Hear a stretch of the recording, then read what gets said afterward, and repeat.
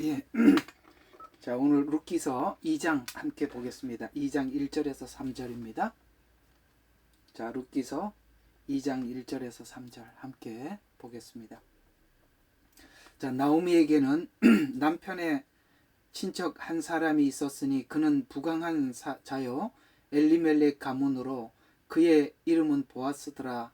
모압 여인 룻이 나오미에게 말하기를 이제 나로 밭에 가게 하소서. 내가 누구의 목전에 은혜를 얻으면 그의 뒤를 따라 이삭을 줍겠나이다 하니 나오미가 그녀에게 말하기를 내 따라 갈지어다 하더라.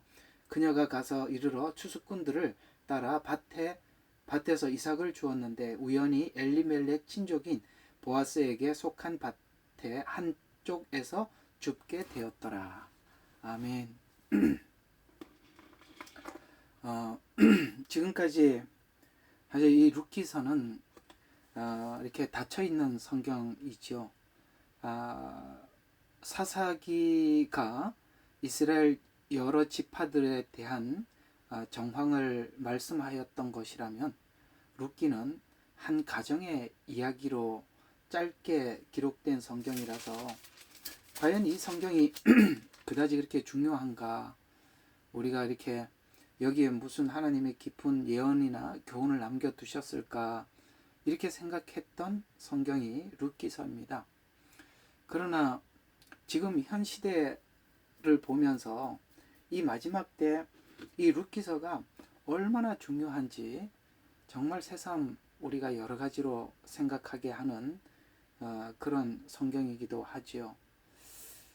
우리는 신약 성경 안에서 참 보석 같은 성경이 많이 있지만 아마도 보석 중에 보석이라고 하면 아마 로마서를 빼놓을 수 없을 것입니다. 그만큼 로마서는 우리에게 깊은 하나님의 말씀을 전해주고 있고 또 여러 가지 책이 있지만 이제 하나님의 그 예정을 찬양하고 신비롭게 높였던 에베소서 성경이지요. 그는 우리가 신학교에서 에베소서는 교회론이라고 하고 우리가 배우기도 합니다만 놀랍게도 이 에베소서의 배경이 룻기라는 것에 참 우리는 놀라지 않을 수가 없다는 것이죠.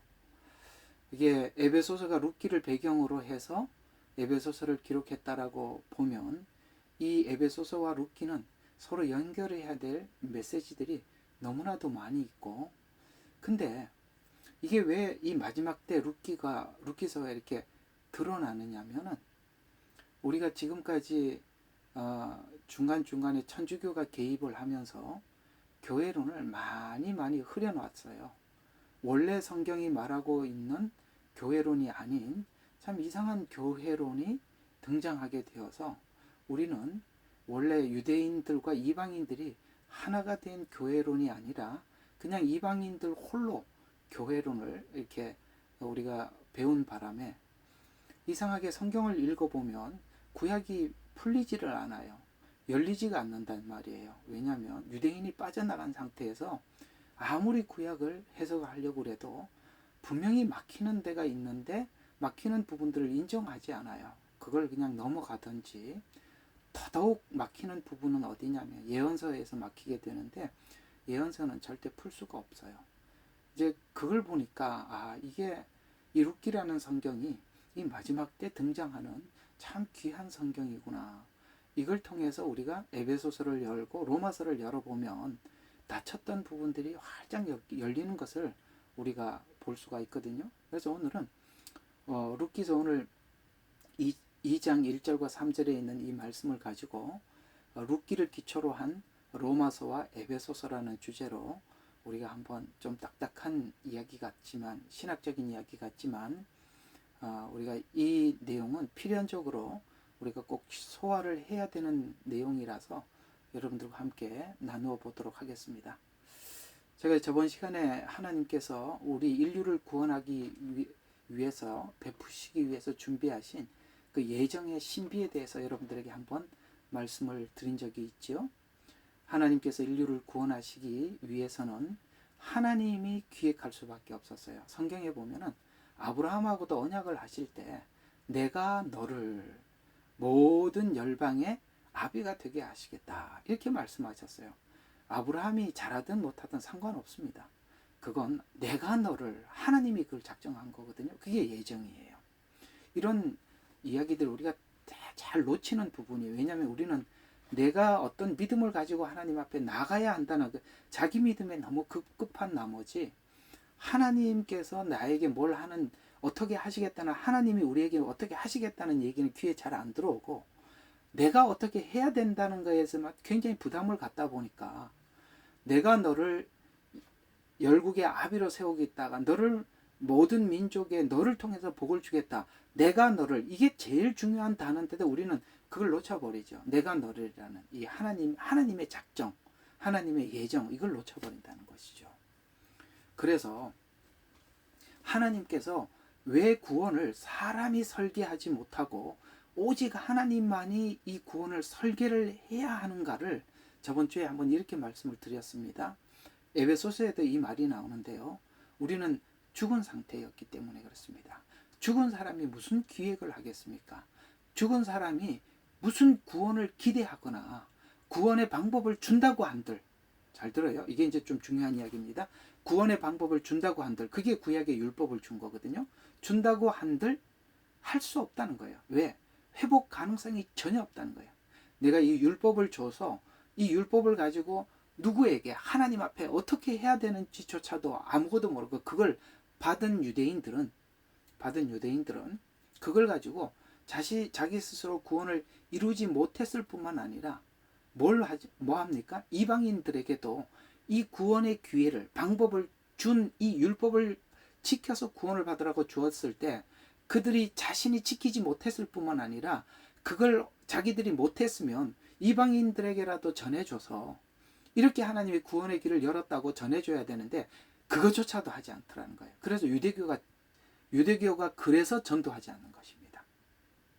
여러분, 유대인들이 자기들이 유대교 믿으라고 전도하는 거 봤습니까? 자기들이 가지고 있는 율법을 가지고 나 하나님 앞에 특별한 종족이야, 하나님 앞에 특별한 언약을 가진 사람이야, 너희들은 그거 없지, 이게 자랑과 차별로 갖는 거 이외에는 뭐 전도를 한 적도 없고 하나님이 어떠하신 분인지 우리에게, 이방인들에게 얘기한 적도 없습니다. 유대인들은 물론 하나님께서 그들을 부르셔서 하나님의 구원의 계획을 말씀해 주셨고 구원의 길을 열어주셨고 모든 것을 한 것은 있습니다만 유대인들이 가지고 있는 것은 이방인들을 향한 적대감밖에 없어요. 그게 요나서가, 저번에도 말씀드렸습니다만 요나서가 유대인들이 이방인들을 향한 자기 자신들의 마음을 요나에게 그대로 표현해 준 것입니다. 물론 이방인들에게 많은 고통을 받았죠. 그러나 유대인들은 이방인들에게 율법을 전해줄 마음도 없고 전해주려고 한 시도를 한 적도 없습니다. 그래서 이것이 하나님께서 이 유대인들을 통해서 뭘 우리에게 말씀해주고 싶은 거냐면은 유대인들을 통해서 하나님이 뭘 하려고 하시는 거냐면은 바로 이 부분을 하려고 하시는 것입니다. 자, 예를 들어서 하나님께서 우리에게 구원을 받아야 된다는 구원의 필요성을 우리가 인지를 못해요. 원래 우리가 못했지만 그래도 유대인들에게 율법을 줘서 이 율법을 지켜서 의롭게 되라고 줘봤습니다. 그런데 필연적으로 그러니까 유대인은 인간 전체를 대표하는 것으로 보면 우리 인간이 모두가 하나님 앞에 1차적으로 하나님만이 우리의 구원자십니다 라는 이 고백을 하기 위해서는 우선 먼저 해야 될 일이 무엇이냐면은 구원의 방법을 우리에게 주었을 때, 구원의 방법을 주셨을 때 우리가 하지 못했다는 것을 우리가 스스로 하나님 앞에 인정을 해야 되는 거예요. 그게 바로 유대인들에게 준 율법이에요. 율법을 줬더니 로마서 1장에 뭐라고 이야기합니까? 자기들이 율법을 가지고 가르치다 보니까 자기가 완성자라고 생각하는데, 야, 네가 도둑질하지 말라라고 그렇게 가르치면서 신사들의 물건을 네가 도둑질하느냐? 간음하지 말라 하는 네가 간음하느냐? 이렇게 물었지 않습니까? 무슨 이야기입니까? 율법을 가지고 율법을 완성한 자라고 생각을 하더라도 우리가 가르치면서 우리가 느끼는 게 뭐죠? 아, 나도 여전히 가르치지만 나는 이걸 할 수 없는 존재구나. 이걸 우리가 먼저 인정을 해야 되지 않습니까? 그래야만이 하나님께서 주시는 은혜 가운데 우리가 구원을 받게 되죠. 그래서 하나님께서 우리 모든 인류에게 한 유대인이라는 한 아브라함의 후손, 유대인을 선택해서 율법을 주고 그들이 율법을 지키지 못하고 그 기형적인 모습들, 예수님이 오셨을 때 그 바리새인 서기관들과 그 다음에 바리새인 서기관 대제사장들의 그들의 그 외식적인 행동들을 하나님께서 다 우리에게 보여주시면서 봐라, 너희 구원의 방법을 주고 구원의 길을 제시해도 이 모양 이 꼴이다. 이렇게 인간은 이렇게 될 수밖에 없다라는 것을 충분히 우리에게 보여주고 난 이후에 우리 스스로 구원을 길을 알아도 구원을 완성할 수 없다는 것을 우리가 항복을 받아내야 되는 것이 바로 유대인을 통해서 하신 하나님의 작업이라는 것이죠. 제 말 이해가 가시죠? 필연적으로 우리가 할 수 없습니다라는 것을 하나님 앞에 인정을 해야만이 하나님이 주신 은혜를 우리가 받아들이게 되죠. 그걸 받아들이기 위해서는 첫 번째 내가 할 수 없음을 시인해야 되는 거예요. 그것이 바로 유대인들을 통해서 준 율법입니다. 이걸 하나님께서 이렇게 하나님께서 유대인을 통해서 우리 인간의 항복을 받아내고 그 다음에 우리가 절대 구원을 받을 수 없는 존재라는 것을 확고하게 난 이후에 그래서 로마서에 보면 때가 차는데 하나님께서 우리를 길이 참으시는 중에 그 다음에 때가 참에 이런 말들이 무슨 말입니까? 우리 항복이 끝난 그 상태에서 주님이 오셨다는 거예요. 그래서 대략적으로 이제 이것은 구원의 큰 그림을 우리에게 말씀하고 있는 것이지만 우리 각 개인에게도 똑같이 주님은 그 시간에 찾아오셨다는 걸 알 수 있습니다. 맞지요? 우리 모두 다 주님이 찾아오셨을 그 시간이 하나님 정말 완벽한 절망 가운데 우리 스스로 하나님 앞에 무엇 하나도 할 수 없을 때 그때 주님께서 우리에게 찾아오는 시간이 있다는 게 때가 참에 그 시간이 있는 거예요. 하나님께서 길이 참으시는 중에 아시겠습니까? 참으시고 때가 차는 요 시간이 하나님의 시간인데 이게 언제 몇 시 몇 초 언제십니까? 그건 하나님만이 아시는 거예요. 그래서 우리가 자꾸 하나님의 영역인 이 예정은 하나님의 계획이기도 하고 시간도 하나님의 예정입니다. 이건 하나님의 예정 안에 있는 것이기 때문에 우리가 그걸 대략 그쯤이겠구나라고 알 수는 있어도 우리가 정확하게 그 날은 우리가 알 수가 없는 것이죠. 왜 그러면 하나님께서 우리의 항복을 받아내시고 오직 은혜 안에서만 우리를 구원하셔야만 하는가? 오늘 룻기 말씀이 로마서와 에베소서의 배경이 된다고 말씀을 드렸듯이 우리 에베소서로 가서 한번 잠깐 왜 하나님은 이렇게 예정을 하셔야만 했는지를 한번 볼까요? 에베소서 1장 3절에서 6절 한번 보겠습니다. 성경을 가지고 계시는 분들은 자 에베소서를 펴시고 1장 3절에서 6절을 우리 같이 한번 잠깐 보시죠. 자 여기 에베소서에 두 단어가 계속 반복된다는 걸 아셔야 됩니다. 하나는 사랑하는 이 안에서, 그러니까 그리스도입니다. 예수 그리스도 안에서. 또 하나는 은혜의 영광을 찬양케 하리 함이라. 이 두 단어가 계속 반복된다는 거예요.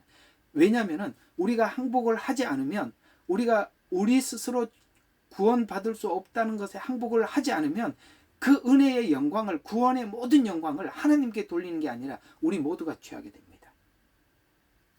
이걸 모두 다 하나님께 영광을 돌리게 하기 위해서 자 3절에 예정을 이렇게 설명합니다. 그리스도 안에서. 여러분 절대 하나님께서는 우리가 그리스도 밖에서는 어떤 것도 하지 않는 거예요. 모든 구원과 모든 은혜는 그리스도 안에서 주시는 것입니다. 그래서 그리스도 안에서 천상에 있는 모든 영적인 복으로 우리에게 복 주신 하나님 곧 우리 주 예수 그리스도의 아버지께서는 복되시도다. 하나님께서 세상의 기초를 놓으시기 이전에 우리로 잘 봐요. 사랑 안에서 그분 안에 계속 이 반복되는 사랑 안에서 그리스도 안에서 그분 안에서 계속 이렇게 얘기를 합니다. 무슨 말입니까? 우리가 그 뒤에 이런 말이 자 그분 앞에 거룩하고 흠없게 하시려고 무슨 뜻입니까? 율법을 줬을 때 그들이 거룩해집니까? 흠이 없어집니까? 아니요. 더 외식하는 사람이 되었죠. 우리가 우리 죄가 흠이 없어지고 거룩해지려면은 오직 주님을 만난 이 만남 이외에는 우리는 절대 거룩해질 수도 없고 흠이 없을 수도 없어요. 우리는 필연적으로 주님을 만나기 이전에는 이 문제가 해결되지 않는 거예요. 그래서 하나님께서는 그저 구원이라는 것이 내가 믿어서 천국 가자가 아니라 거룩과 흠 없음, 이걸 하나님의 목적을 하고 예수님을 보내주셨다는 거예요. 우리가 주님과 만남이 없이는 절대 우리가 거룩해지지 않습니다. 여기 바리새인들이 거룩한 거 같이 보이세요? 거룩한 척하는 것이지 그들은 거룩하지 않아요. 불가능한 일이라는 거예요. 그래서 계속 보시면 자 5절에 하나님의 기쁘신 뜻에 따라, 기쁘신 뜻에 따라, 이건 뭡니까? 예정이죠. 계속 예정을 얘기합니다. 그리스도를 통하여. 자, 보세요. 또 그리스도를 통하여랍니다. 자, 우리 자신을 자녀로 입양할 것을 예정하셨으니 정확하게 표현합니다. 6절. 이는 하나님께서 그 사랑하는 이 안에서, 계속 그 말이 반복된다 그랬죠. 사랑하는 이 안에서. 왜요? 은혜의 영광을 찬양하려 함이라. 구원의 모든 영광은 하나님이 받으시기 위해서 이렇게 하셨다. 그러기 위해서는 첫 번째 우리 항복이 필요했고, 그 항복을 시인하기 위해서 유대인들을 택하고 그들에게 율법을 줬었다. 이렇게 되는 겁니다. 이 그림이 그려지세요? 왜 구약이 앞에 있어야 되는지, 왜 그들의 실패가 앞에 있어야 하는지, 그리고 왜 때가 찼을 때 예수님이 와야 하는지, 왜 그 시간이 필요해, 구약이라는 시간이 필요했는지, 신약이 왜 이쯤 시작되어야만 하는지 이해가 가십니까? 바로 이 그림입니다. 이걸 하나님이 그림을 그리셨대요. 만약에 하나님이 이렇게 그리지 않았더라면 우리 인간이 하나님을 찾지도 않았을 것이며 구원받지도 못했을 것이고, 더 나아가서 구원을 받더라도 그 구원은 하나님께 돌리는, 영광을 돌리는 것이 아니라 우리가 해서 얻은 결과에 불과할 것입니다. 그건 그렇게 되면 은혜의 영광을 하나님께 돌리는 게 아니라 자기에게 돌리게 되겠죠. 그래서 여기 자꾸 예수 안에서라는 이 말이 도대체 무슨 말이냐. 7절부터 보면은 그 사랑하는 이 안에서 우리가 그 은혜의 풍성함을 따라 그의 보혈을 통하여 구속 곧 죄의 용서함을 받아. 하나님 꼭 이 방법으로만 쓰겠다는 거예요. 꼭 이 방법으로만 구원하겠다는. 사랑하는 이 안에서 은혜의 풍성함. 왜 은혜가 풍성합니까? 우리를 죄와 사망에서 건졌을 뿐만 아니라 이것이 왜 풍성하냐면은 거룩하고 흠없게 하기까지 풍성하다는 거예요. 은혜는요, 부족함이 없어요. 우리를 구원하는 데도 부족함이 없고, 우리가 죄로부터 돌이켜서 하나님 앞에 온전하게 서는 데까지도 전혀 부족함이 없어요. 그래서 이 풍성함을 따라서 그의 보혈을 통해서 구속 곧 죄들의 용서함을 받았느니라. 그 은혜의 풍성함으로 인하여 그의 모든 지혜와 총명을 우리에게 넘치게 하시어 그의 기쁘심을 따라 자기 안에서 계획하신 바 그의 뜻의 신비를 우리에게 알게 하셨으니 이는 자 때가 찬 경륜 안에서, 요거 하나님의 시간이라는 거예요. 하나님의 경륜 안에서 하늘에 있는 자들이나 땅에 있는 것들이나 자신 안에 있는 것들이든 만물을 그리스도 안에서 하나로 함께 모으려는 것이라. 이 모든 것을 그 자신이 의도한 대로 행하시는 이의 목적에 따라. 이게 또 예정이잖아요. 지금 에베소서는 계속 예정이에요. 지금 룻기가 베들레헴에 기근이 든 것, 그 다음에 나오미가 모압 땅으로 내려간 것, 그 다음에 룻이 만나서 다시 올라온 것, 이게 지금 하나님의 큰 그림이라는 거예요.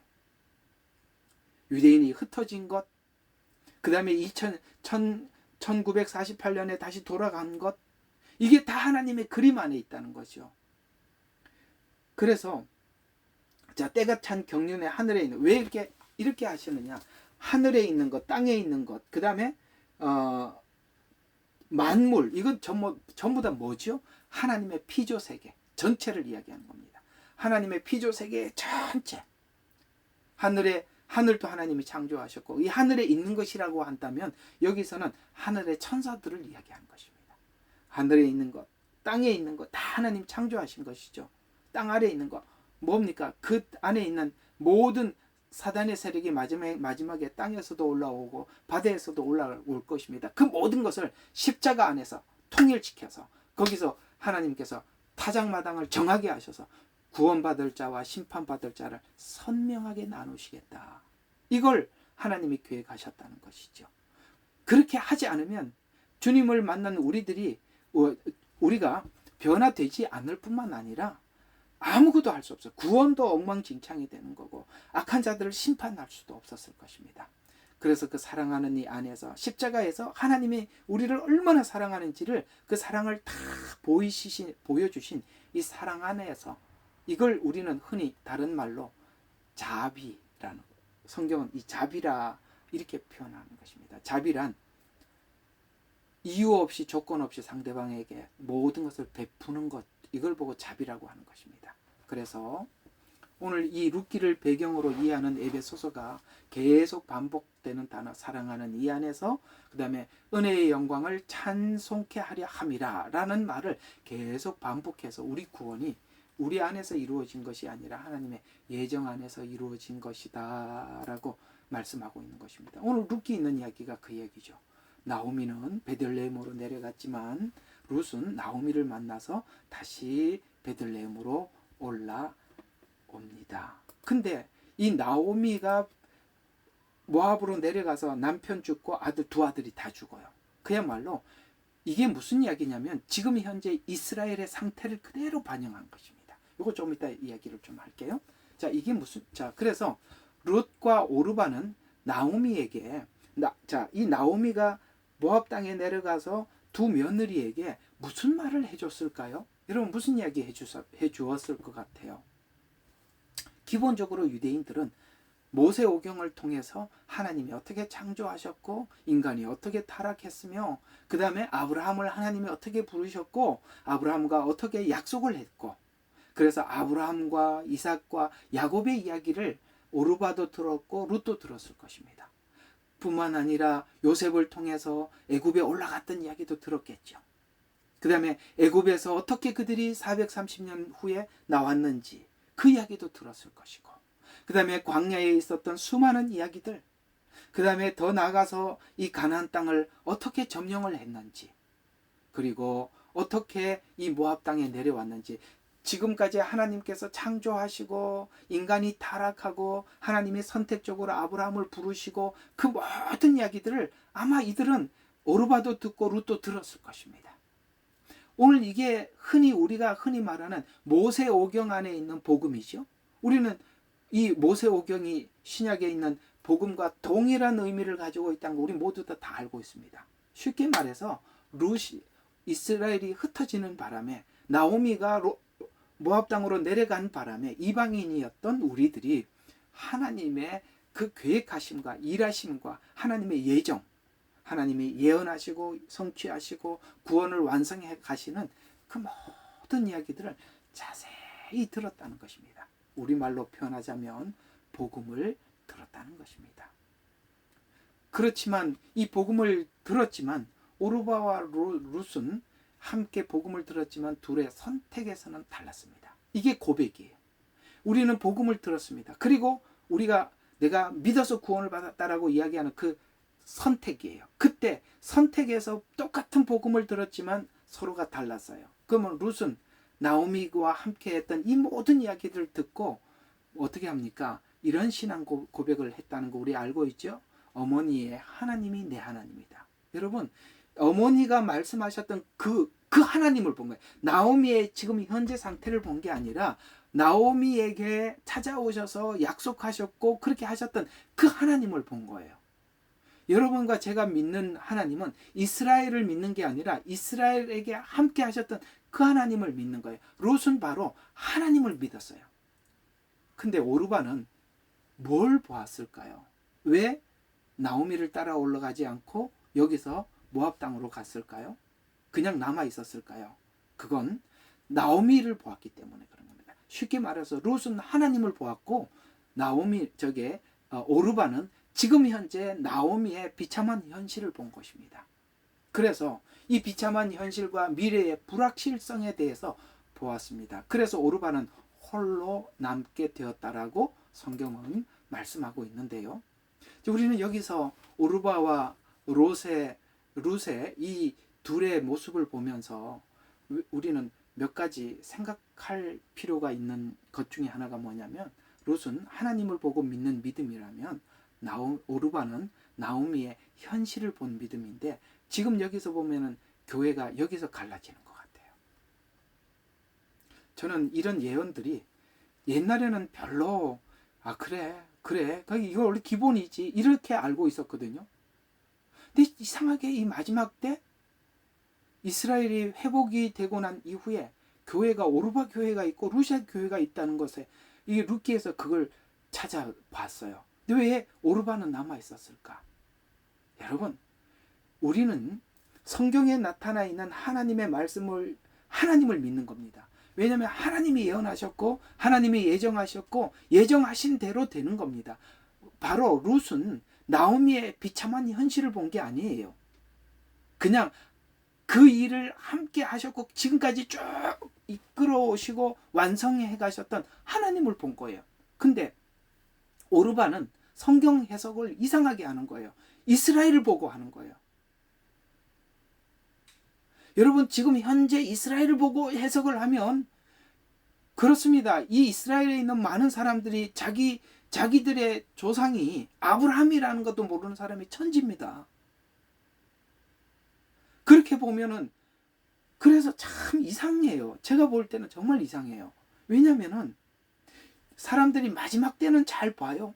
여기까지는 잘 왔는데 마지막 때에 와서 하나님께서는 마지막 때 어떻게 하라고 성경은 말씀하셨는지 성경을 통해서 마지막 때를 준비하는 게 아니라 마지막 때까지는 잘 봤는데 준비는 자기 방식대로 하는 거예요. 이게 오르바예요. 왜냐하면 이제 나오미가 올라갈 때 자기는 자기 신에게 돌아갔다고 했거든요. 이게 자기 신이 뭔가 하고 많이 생각을 해봤어요. 그게 뭐냐면 인본주의적 사고예요. 여러분들도 한번 생각해 보세요. 분명히 맞습니다. 모압은 인본주의를 대표하는 것입니다. 모압 족속이 어떻게 생겼습니까? 옛날에 롯의 후손, 롯하고 룻 참 비슷한 얘기죠. 그러고 보니까 내가 이 두 사람 이름이 롯, 룻 똑바로 해야 돼요. 이게 말 잘못하면 확 바뀌어 버리니까. 여러분 저기 뭐죠? 노아 아니지? 감스바 룻이죠. 이제 암몬과 모압 족속이 롯의 후손이지 않습니까? 그래서 혹시 아버지를 통해서 우리가 인종을 전하자 그래가지고 아버지로부터 씨를 받아서 한 거 이걸 여러분께서 항상 모압 그러면은 인본주의라고 이렇게 생각하면 됩니다. 그러니까 저기 자기 신에게 돌아갔다는 이야기는 인본주의. 쉽게 말해서 이 모든 것을 성경을 하나님의 예정하신 전능하신 하나님께서 예정하시고 전능하신 하나님께서 이루어 가신다라고 이렇게 믿는 게 아니라 자기 생각으로 하는 거예요. 오르바가 그래서 자기 신에게 돌아갔다는 말이 그 얘기예요. 자기 신들은 인본주의 신이에요.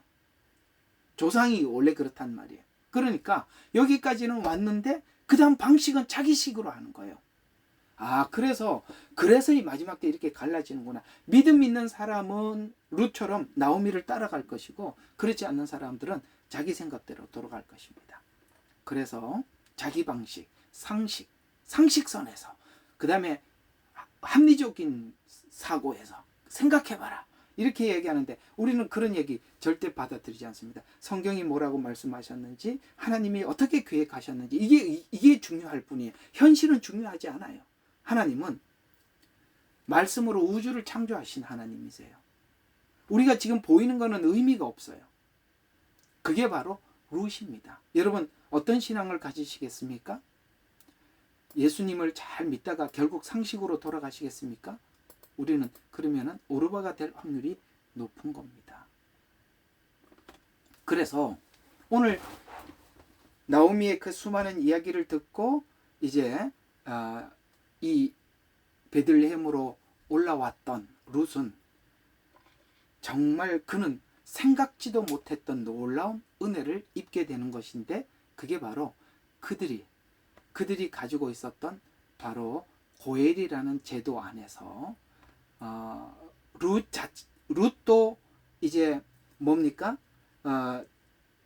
그 언약, 그러니까 씨를 받는다는 것은 언약을 수혜받는다는 것이에요. 그걸 수혜를 받게 되고 거기서 다시 나오미 가정도 회복시키시죠. 그런 차원에서 룻기에 보아스는 예수 그리스도를 상징하고 고엘 제도는 교회를 상징합니다. 꼭 기억해 두세요. 이게 이 꼴이에요. 그래서 보아스가 등장했기 때문에 룻 자신도 회복할 수 있었고 나오미도 그것을 뭡니까? 그 가정의 명예를 회복할 수가 있었습니다. 그래서 이 고엘 제도가 가지고 있는 신비로움은 왜 하나님께서 이 고엘 제도를 만드셨냐면은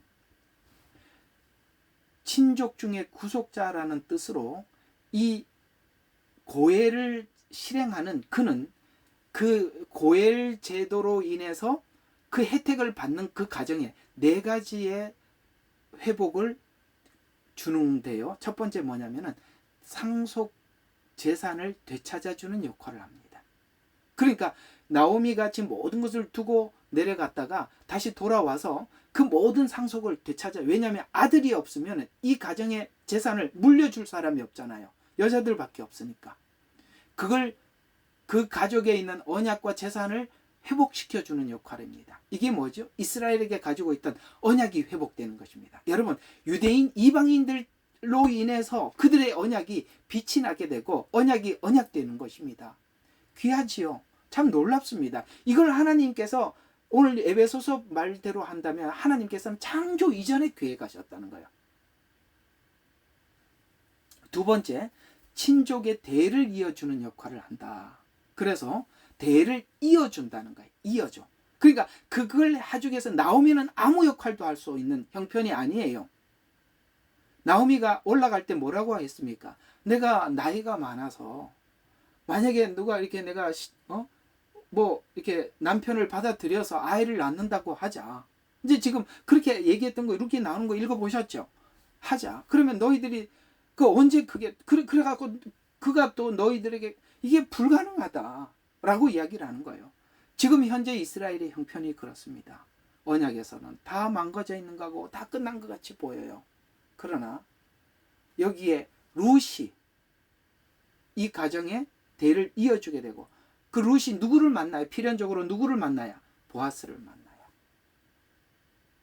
그래서 이상하게 성경의 로마서에 그런 말씀이 있죠. 알려지지 않는 자들에게 내가 알려줬도다. 호세아에서도 말씀하셨죠.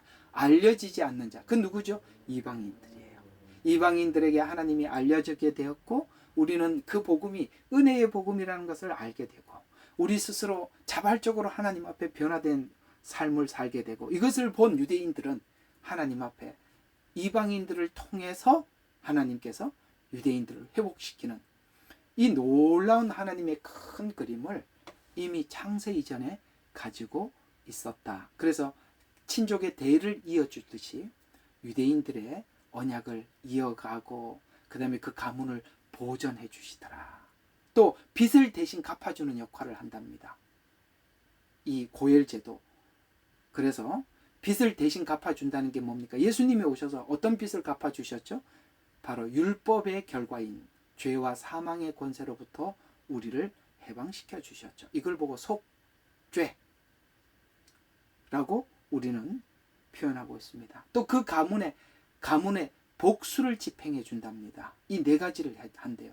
복수, 사단에게 원수를 갚아주는 것이죠. 자, 네 가지 기억하세요. 재산을 되돌려준다. 대를 이어준다. 빚을 대신 갚아준다. 복수를 해준다. 이게 바로 고엘제도가 가지고 있는 것입니다. 주님이 오셔서 이 모든 것을 다 되찾아 주신 것입니다. 자, 아까는 에베소서에서 이 내용을 여러분들과 함께 살펴봤다면 이게 이제 이 내용이 로마서 9장부터 11장 에베소서의 기초가 된다고 그랬죠. 그 기초가 된다고 그랬으니까 그걸 연결시키는 걸로 오늘 끝을 내볼게요. 9장부터 11장이 이렇게 룻기하고 연결이 되는데요. 자, 하나님께서 아까 말씀드린 것처럼 이렇게 큰 그림을 가지고 유대인들을 뭘로 썼다고요? 스스로 구원을 이루어 봐라라고 율법을 주어서 우리 인간의 항복을 받아내는 일을 유대인을 통해서 행하셨다. 여러분 아까 말씀드렸습니다. 근데 생각지 않는 이방인들에게 그 복음이 흘러가서 우리 이방인들이 변화된 모습을 통해서 다시 유대인들을 회복시킨다. 이것이 하나님의 큰 그림이었다라고 로마서 9장부터 이렇게 말씀하고 있습니다. 로마서 9장 14절부터 16절에 내가 야곱은 사랑하였고 에서는 미워하였노라 함과 같으리라. 그렇다면 자 봐요. 하나님이 에서를 사랑하고 에서를 참 미워하고 야곱을 사랑하고 그 왜 그래 하나님이 그렇게 하세요?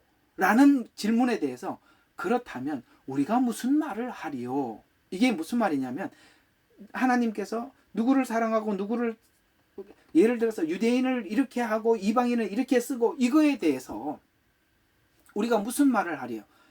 자, 그렇게 하시는데 하나님께서 결국은 그렇게 해서 모두가 인류가 구원을 받았다면 자, 생각해봐라. 하나님께 불의가 있느냐? 결코 그럴 수 없느니라.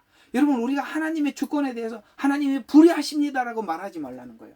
이렇게 안 했더라면 누구도 구원받을 수 없었다는 이런 이야기가 되는 것입니다. 그래서 하나님께 불의가 있느냐? 결코 그럴 수 없느니라. 하나님께서 모세에게 말씀하시기를 내가 자비를 베풀 자에게 자비를, 그건 누구 주권이라니까. 내가 자비를 베풀 자에게 자비를 베풀고 내가 가엾게 여길 자를 가엾게 여기리라 하셨으니 그러므로 자 봐요. 원하는 자에서도 아니요.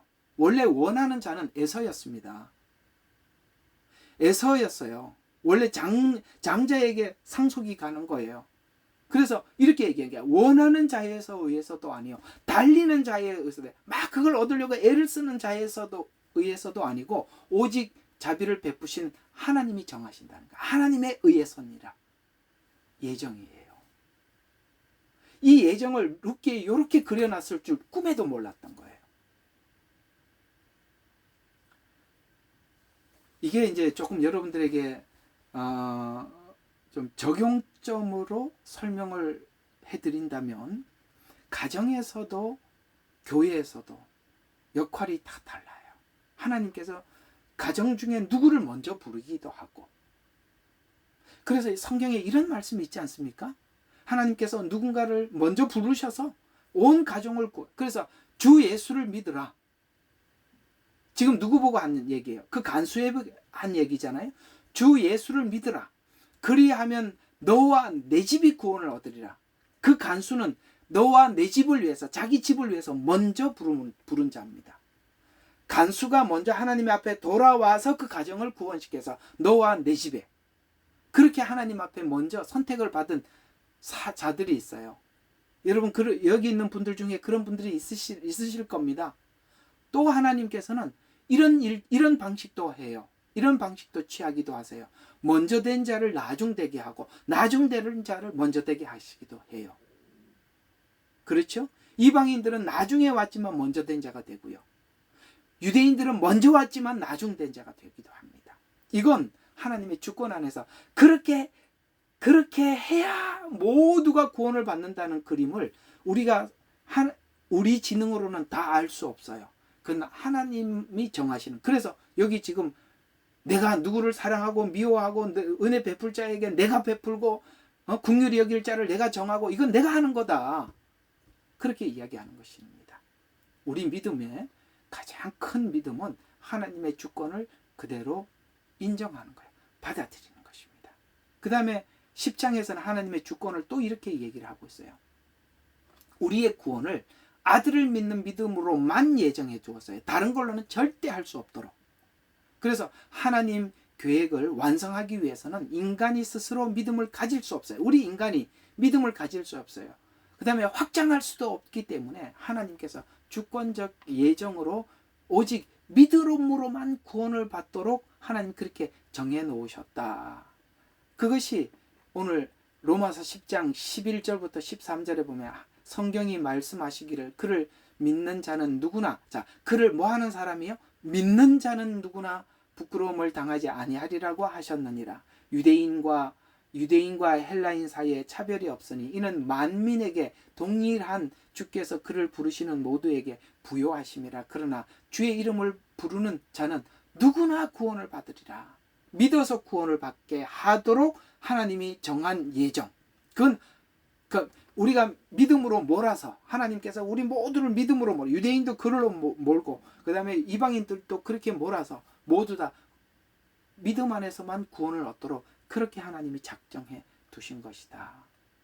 그래서 이렇게 하나님의 주권 안에서 계획해 두셨는데 오늘 14절과 로마서 10장 14절 요거는 좀 봅시다. 14절부터 18절을 이 예정을 계속 이렇게 말씀하고 있어요. 14절. 자, 그런즉 그들이 믿지 아니하는 일을 어찌 부르리요? 듣지도 못한 일을 어찌 믿으리요? 그 다음에 전파하는 이가 없이 어찌 들으리요? 여러분, 이 나오미 가정이 모압에 내려간 것은 오늘 14절에 보십시오. 뭐라고 이야기하고 있습니까? 14절 15절 보니까 그들이 가서 전해줬기 때문에 룻이 함께 할 수 있었고 여기서 만나서 구원을 받을 수 있었다. 그러면서 파송되지 아니하는데 이게 지금 나오미가 내려가는 것도 하나님께서 예정 안에서 하나님이 보냈다는 거예요. 파송되지 아니하였는데 어찌 전파하리요? 기록된 바와 같으니 화평의 복음을 전하여 좋은 일들을 기쁜 소식을 가져오는 자들의 발이 얼마나 아름다운가. 그러나 그들이 모두 복음에 순종한 것은 아니니라. 이사야가 말하기를 주여 우리가 전한 말을 누가 믿었나이까. 그러므로 믿음은 들음에서 나오며 들음은 하나님의 말씀에서 나오느니라. 그래서 18절에 보니까 내가 말하노니 그들이 듣지 아니하였느냐 실로 들었느니라. 그들의 음성이 어디로 갔어요? 온 땅에 퍼져나갔대요. 그리고 그들의 말이 세상 끝까지 이르렀느니라. 왜요? 나오미가 모압에 내려가서. 왜요? 2000년 전에 이스라엘이 흩어져서 모두가 이 복음을 듣게 됐다는 거예요. 이것이 우리가 볼 때는 그냥 역사적으로 뭐 이스라엘이 이래서 망가졌고 흩어졌고 그 다음에 전쟁이 있어가지고 그 전쟁에 영국이 승리해갖고 가고 이렇게 우리는 그렇게 세상 사람들이 눈으로 외관상으로 볼 때 그렇게 돼 있죠. 그러나 이것이 하나님의 큰 그림 안에 예정이었다라고 성경은 우리에게 말씀하고 있습니다. 하나만 더 봐요. 11장에 또 이 룻기를 기반으로 해서 이렇게 말씀하고 있습니다. 11장 11절 우리가 좀 핵심만 좀 볼게요. 11절 12절만 봐요. 그러면 내가 말하노니 그들이 실족함으로 넘어졌느냐? 결코 그럴 수 없느니라. 도리어 그들의 실족으로 구원이 이방인에게 이르렀으며 룻이 따라 올랐단 말이에요. 이방인에게 이르렀으며 이는 그들이 시기나게 하려 함이라. 놀랍지요? 여러분 나오미는 베들레헴에 식량이 떨어졌다고 모압으로 내려간 사람이에요. 그런데 룻은 나오미의 이야기를 듣고 아무 희망도 없고 소망도 없는 나오미를 따라 올라와서 그 다음에 나오미가 그 뒤편에 룻기 뒤편에 보면 나오미가 하라는 대로 해서 누구를 만납니까? 보아스를 만나죠. 어떻게 보아스를 만나는지 그 마음을 어떻게 움직이는지 그걸 나오미가 자세히 설명을 해주는 바람에 어떻게 됩니까? 보아스를 만났듯이 우리는 이스라엘을 통해서 준 이 성경, 이스라엘을 통해서 받은 이 성경이 우리가 하나님과의 관계가 어떻게 설정되고 그건 이스라엘이 나오미가 룻에게 전해준 이야기예요. 이스라엘이 이방인에게 준 선물이라는 거예요. 이걸 통해서 우리가 하나님을 어떻게 섬기는지 어떻게 만나는지 우리가 친절한 안내를 받고 있다는 거예요. 어때요? 룻기가 작은 이야기 같아 보이십니까? 짧고 작은 이야기, 한 가정의 이야기 같지만 하나님께서 온 인류를 어떻게 구원할 것인지를 그림을 전체를 그려낸 놀라운 메시지라는 거예요. 하나님의 예정을 얘기를 하고 있는 것입니다. 여기는 일들이 어떻게 보면 모두가 우연히 일어난 데 쌀 떨어졌으니까 쌀 있는 곳에 갔다. 이렇게 보여요. 그렇잖아요. 쌀이 떨어졌잖아요. 베들레헴에 쌀이 떨어졌어요. 그러니까 자연스럽게 먹을 게 필요해서 간 거지요. 그런데 그것이 다시 만나물, 그것이 다시 올라오게 되고 그것이 도리어 뭡니까? 나오미 가정을 회복시키고 지금 이 전체를 보니 이건 하나님의 엄청난 놀라운 역사요 큰 그림이었구나 라는 것을 알듯이 우리는 성경을 이런 관점에서 하나님의 예정을 보실 수 있어야 되고 여러분 개개인에게도 왜 하나님께서 이 가정에서 많은 사람들 중에 저를 먼저 선택했습니까? 주 예수를 믿으라. 그러면 먼저 너예요. 내 가정에 구원을 받으라. 내가 이 가정의 선교사로 하나님 나를 먼저 선택했구나. 그러면 그 역할을 잘 감당하시면 되는 거예요. 또 어떤 사람은 먼저 된 자가 너무너무 아닌 거예요. 그래서 나중된, 마치 이 룻기에서 보면 이 망가진 나오미 가정을 룻의 신앙 고백이 얼마나 나오미와 달라요. 나오미는 없으니까 내려가는데 룻은 그 이야기를 듣고 따라 올라오잖아요. 나중된 자가 먼저 되는 이 모습을 통해서 하나님이 회복하시는 이 놀라운 그림. 하나님 왜 그렇게 했어요? 이 사람아. 뭐라고 성경이 말합니까?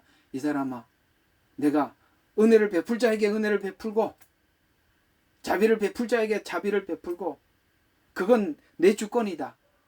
왜 그렇게 해야만 하는지는 너의 짧은 소견으로는 도저히 이해할 수 없다.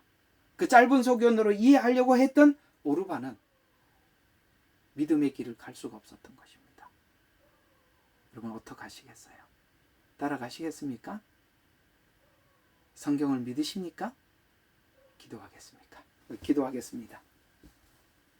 하나님, 하나님의 그림은 너무나도 놀랍습니다. 우리의 짧은 머리로는 다 이해할 수가 없습니다. 오르바가 왜 남게 되었습니까? 성경을 자기 방식으로, 인본적으로, 상식으로 접근을 했기 때문에 그 상식으로는 하나님의 전지하심과 전능하심에 절대 접근을 할 수가 없습니다. 왜 하나님 하필이면 납니까? 왜 하필이면 나에게 이런 환경을 주시는 겁니까? 그것도 하나님만이 우리를 아시기 때문입니다. 우리가 가지고 있는 믿음은 하나님은 우리에게 선하시고 하나님은 우리를 향해서 자비로운 계획을 가지고 계시고 하나님은 우리를 위하는 계획을 가지고 있다는 것 외에는 아무것도 알지 못합니다.